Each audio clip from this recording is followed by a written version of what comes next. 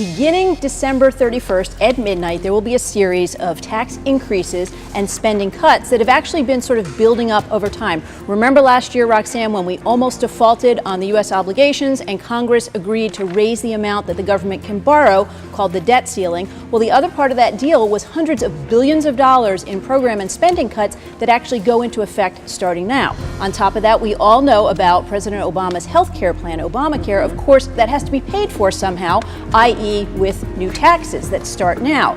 Also, between 2001 and 2003, we had a series of tax cuts designed to stimulate the economy and job growth called the Bush tax cuts. Those expire now. And of course, a lot of people don't realize, but we've talked about it before, your paycheck and mine has actually been about 2% higher thanks to temporary payroll tax cuts designed to stimulate the economy. And also, we know long-term unemployment benefits were extended. About 2 million people are still counting on those unemployment benefits. So all at the same time those things are happening. Any of those one things could have had a ripple effect, but together we're calling them a cliff. It's happening in Washington. It's a debate over how are we going to decrease our spending and how are we going to increase our income so that the government, just like each of our households, has a balanced budget. And we know that traditionally the Republicans prefer decreasing spending and the Democrats prefer increasing taxes.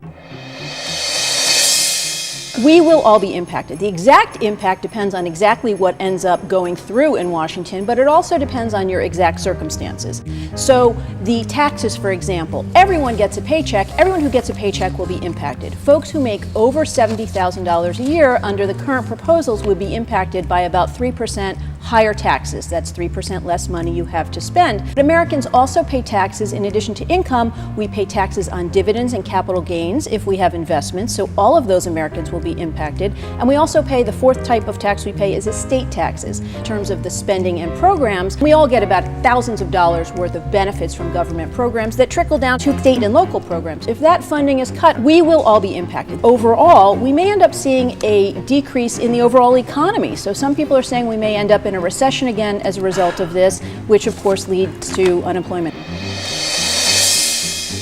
The vision of the country is supposed to be reflected in the budget. It's supposed to represent all of our priorities, and that's what this debate is about.